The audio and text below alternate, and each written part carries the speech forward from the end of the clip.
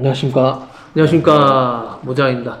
네, 오늘부터는 새로운 컨셉으로, 이 팟캐스트 컨셉으로 이제 영상을 찍을 건데요. 굳이 영상 보지 마시고, 귀로만 들으시면서 일하세요. 일하면서 듣는 영상으로 좀 만들어 보는데, 첫 시간으로, 제가 이분을 만나고 이 신바따를 외쳤었는데, 자수에서는 이제 자수를 찍는 수사도 중요하지만 펀칭사가 정말 중요했거든요. 그분을 모시고 이 자수에 대한 오늘 다양한 이야기들을 좀 해보면서 초급자를 위한 기초 용어부터 이렇게 좀 설명해 드리려고 이 팟캐스트를 시작했습니다. 네, 그럼 소개해 드리겠습니다. 안녕하세요. 반갑습니다. 30몇 년간 자수 계통에서 계속 일을 했는데요. 현재는 한결기획이라고 자수로 뭐 여러 가지 소품들 만들어서 주문해서 만들어드리는 일을 하고 있습니다. 자수를 나름 많이 하기는 했는데 뭐 잘 아는 것도 있을 거고 또 워낙 깊게 들어가면 또 모르는 것도 있을 수 있지만 뭐 웬만한 거는 다 알고 있다고 생각하기는 합니다. 어쨌든 질문하시면 제가 아는 범위 내에서 잘 대답해 드리겠습니다. 30 몇 년이나 하셨는데 38년, 39년이면 40년 아닙니까? 40년이라고 얘기하셔야죠. 부끄러워요. 아직 그리고 살짝 얼어 계신 것 같은데 긴장을 푸시고요. 처음이라서. 네. 그 한결기획이라고 다양한 굿즈나 자수로 저런 것까지 만들 수 있나? 그 정도랑 그다음에 막 민화 같은 아트적인 자수를 또 하셔가지고 제가 좀 남다르게 봤습니다. 극구 반대를 하셨지만 얼굴도 노출하고 편안하게 얘기를 해보도록 하겠는데요. 뭐 용어부터 좀 알려드리는 게 제일 좋지 않을까요? 이제 전문가들이 사용하는 용어와 막 부르는 용어와 영어 명칭이 뭐 이런 다양한 게 있잖아요. 영어로 보통 쓰는 것도 있고 우리나라에 그 자수기가 일본제가 많이 처음에 들어왔기 때문에 일본 용어들도 많이 쓰고 영어하고 거의 섞어서 사용하는 것 같아요. 그 단어들을 좀 이렇게 정확하게 좀 정의를 좀 해볼까요? 제가 질문할까요? 예. 여기 질문해 주시면 대답하는 형식으로. 자수에는 세 가지 종류 있잖아요. 네네. 런닝, 사틴, 다다미 이렇게 부르는데 각각들도 다른 용어들이 막 있으니까 런닝부터. 네, 런닝은 뭐 그냥 라인이라고 그러기도 하고 그냥 점점이 이렇게 찍는 자수를 말하는 거고요. 보통 어떤 형식이냐면 재봉할 때 그냥 한 줄씩 간 그런 느낌? 딱딱딱딱딱딱딱 하는 게 런닝이겠네요. 네네. 그렇다고 보시면 되고. 런닝 자수, 그다음 라인 자수라고도 얘기를 하는 거예요. 네. 라인 자수, 그다음에 딱딱딱이, 딱딱딱이 이렇게도 부르고. 그리고 뭐 사티, 그다음에 이제 사틴이 있겠는데요. 사틴은 약간 이제 글씨 같은 거 쓸 때 좁은 거 메꾸는 자수라고 보면 되고요. 사틴 자수는 그냥 뭐 보통 자수에 가장 많이 쓰는 자수가 사틴이죠. 지그재그 뭐 지그재그. 예. 뭐 그 정도. 예. 보통. 근데 그 초보자분들은 사틴이 뭔지 전혀 이해가 안 될 거라서 네. 지그재그랑 같은 개념이다라고 생각하면 딱 좋겠네요. 네. 그리고 다다미는 이제 넓은 부분을 이제 다 채우는 거를 말하는데요. 보통 뭐 필이라고도 하고 영어로는 우리나라는 그냥 다다미라고 하는데요. 다다미 그 일본 사람들 그 바닥에 까는 그 다다미 문양이 나온다고 해서 보통 다다미라고 하는 것 같아요. 정확한지는 모르겠는데 영어로는 필이라고들 하더라고요. 다다미, 필 스티치. 네. 또 하나 없나요? 한국적인 딱딱이나 지그재그 같은 꽉꽉이. 꽉꽉인가요? 꽉꽉이. 꽉 채운다. 네, 그렇게 세 가지 스타일이 있는데 어떤 때 사용하는지까지 얘기해 주시면 조금 더 이해하기 쉽지 않을까요? 이제 런닝은 언제 사용하고? 네, 런닝은 주로 이제 뭐 아주 좁은 면적에 들어갈 때 아니면 테두리 같은 거에 이제 강조해 줄 때 같은 때 들어가고 또 글씨가 너무 좁고 가늘고 작아서 사틴으로 표현이 안 될 때는 런닝으로 쓰기도 하는데 그렇습니다. 초보자들은 모르겠지만 밑박음 할 때 런닝을 많이 쓰죠. 네, 밑박음 할 때 이제 다다미나 보통 그 사틴에 원단이 움직이지 말라고 자수를 놓게 되면 보통 부직포나 뭐 이런 걸 깔고 놓게 되겠는데 그것하고 원단하고 잘 붙어 있어서 움직이지 않게 하기 위해서 밑방음으로 많이 주죠. 자수에 이렇게 완성된 제품에서는 거의 런닝 자수는 잘 안 보이는 개념이잖아요. 네, 뭐 거의 다 숨어 있거나 아니면 네. 안 보이게 사용되는 경우가 많아서 테두리로 좀 쓰는 경우도 있고 사틴은 또 어디서 사용하는 거죠? 사틴은 뭐 제일 많이 쓴다고 보면 되는데요. 글씨 같은 거나 무늬 같은 거 뭐 할 때 거의 사틴이 제일 많이 사용된다고 보면 되죠. 나이키 자수의 롱굿들이 완전히 네, 다 거의. 사틴으로 이루어진 거죠. 네, 거의 대부분. 그 글씨로 막 뭐 이렇게 새겨지는 것들이 다 사틴으로 이루어지는 거고 그냥 쉽게 얘기해서 그냥 사틴이 다죠. 지그재그로 채워진다. 다다미는 다다미 이제 넓은 면적 다 메꿔버릴 때 바닥을 다 깔 때 뭐 그럴 때는 다다미를 많이 쓰죠. 뭐 다다미도 뭐 종류가 여러 가지긴 한데 어쨌든 변형된 거고 보통 그냥 넓은 면적 누벼줄 때 다다미 많이 쓰죠. 다다미 치고 그 위에 글씨 넣고 뭐 이럴 때 넓은 면적 메꿀 때.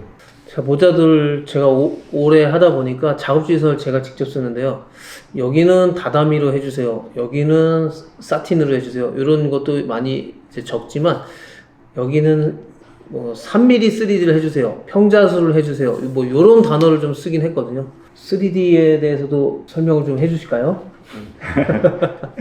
3D는 볼륨을 주기 위해서 자수 속에다가 고무판을 깔는 거죠. 그 다음에 그 위에 자수를 놓고 고무판을 이제 뜯어내 버리면 자수 놓은 부분이 위로 이렇게 볼록 올라와서 볼륨감을 주게 하죠. 그 고무판 높이를 뭐 2mm짜리, 1mm짜리를 쓸 경우도 있고 2mm짜리 3mm 쓰는데 3mm 쓰게 되면 높이 올라가죠.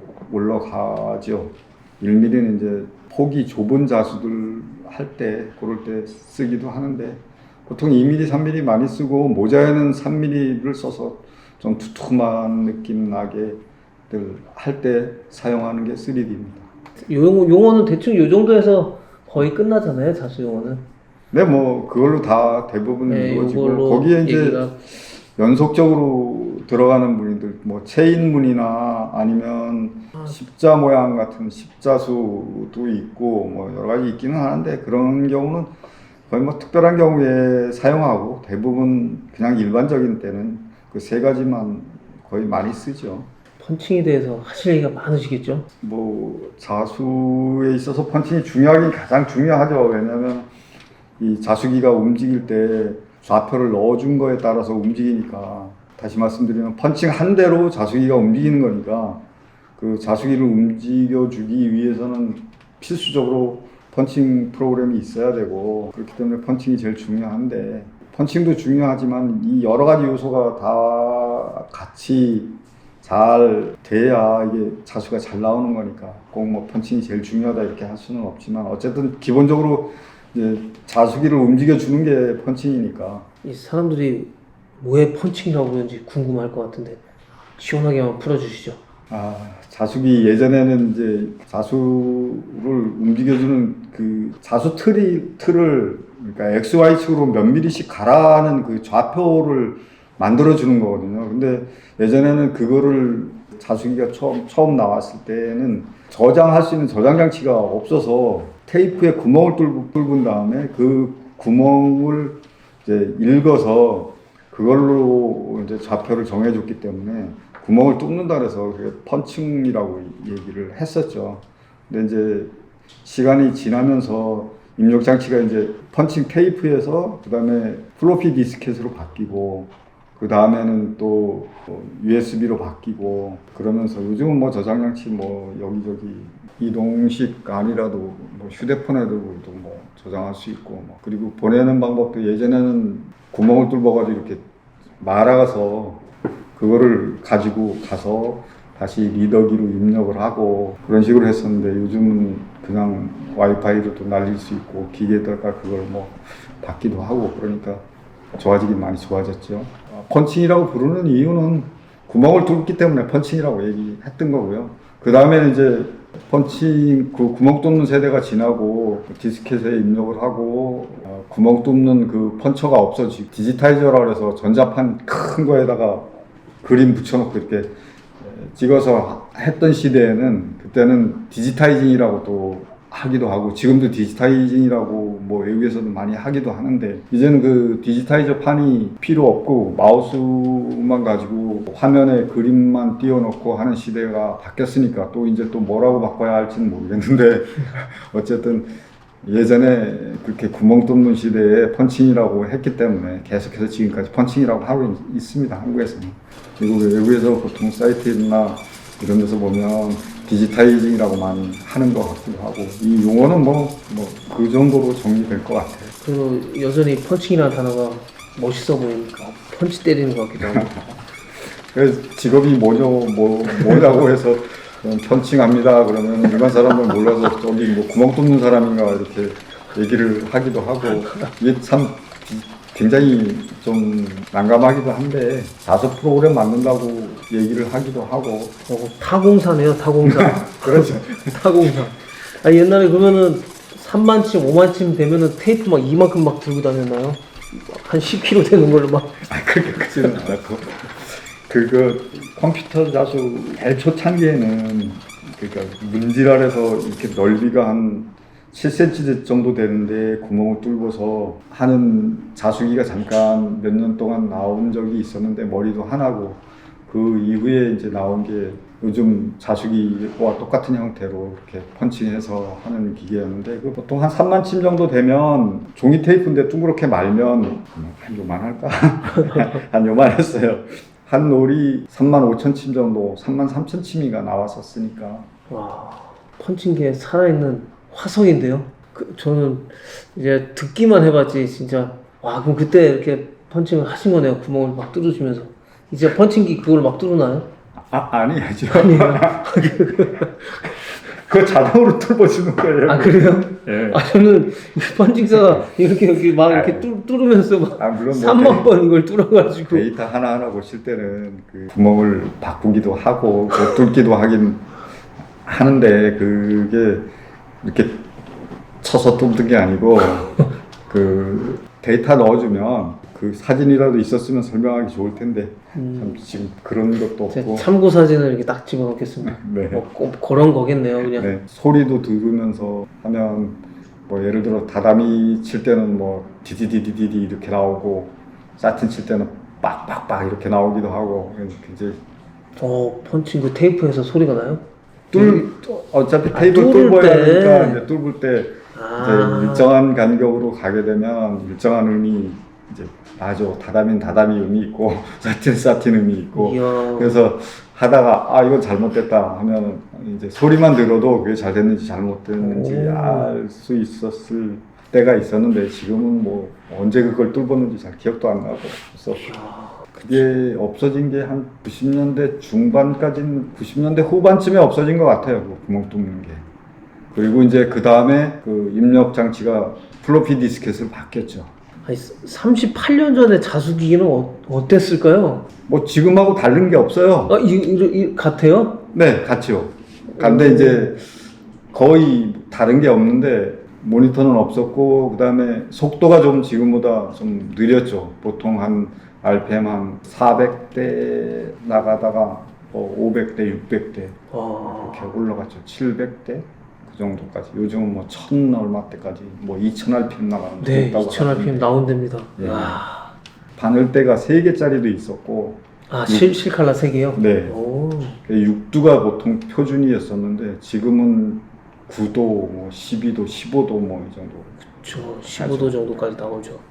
근데 큰 차이는 없는 것 같아요. 이제 속도 차이하고 그다음에 기계 이제 정밀도 차이가 좀 있다고 보면. 지금도 펀칭 프로그램 비싸가지고 막 국산 거 150만 원짜리 그래도 그거 싼 거다. 지금 뭐 600만 원, 1200만 원 이런 얘기하는데 옛날엔 더 쌌죠? 예전에는 자수기 한 대 값하고 자수기 값이나 펀칭기 값이나 거의 비슷했었거든요. 말도 안 돼요, 정말. 네, 그러면 한 이제 5천만 원대 간 적도 있고. 펀칭기. 컴퓨터하고 뭐 그 구멍 뚫는 거 그다음에 하드웨어를 다 붙여서 프로그램하고 해서 그리고 5천만 원대. 플로피 디스켓이 대중화되고 이랬을 때는 한 2천만 원대. 지금은 이제 프로그램만 쓰는 거니까 그때는 그 프로그램 말고 또 하드웨어가 필요했으니까 예를 들면 전자판도 필요했고 컴퓨터도 주고 이 전자판도 주고 프로그램 주고 그게 5천만 원이군요.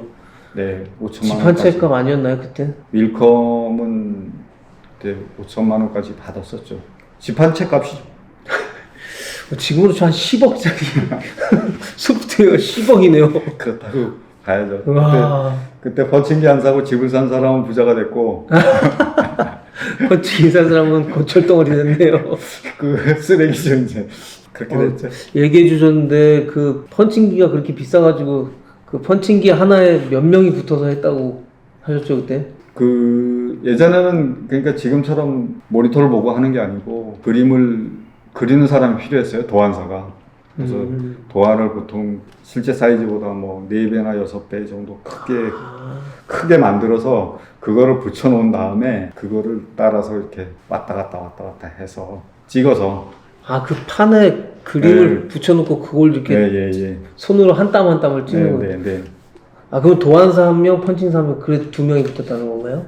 네, 보통 전에는 도안사 2명에 펀칭사 1명 그렇게 붙고 또 이제 보조 펀칭사 보조 옆에 이렇게 해서 뭐 보통 기계 한 대 3명 4명씩 붙어서 했어요.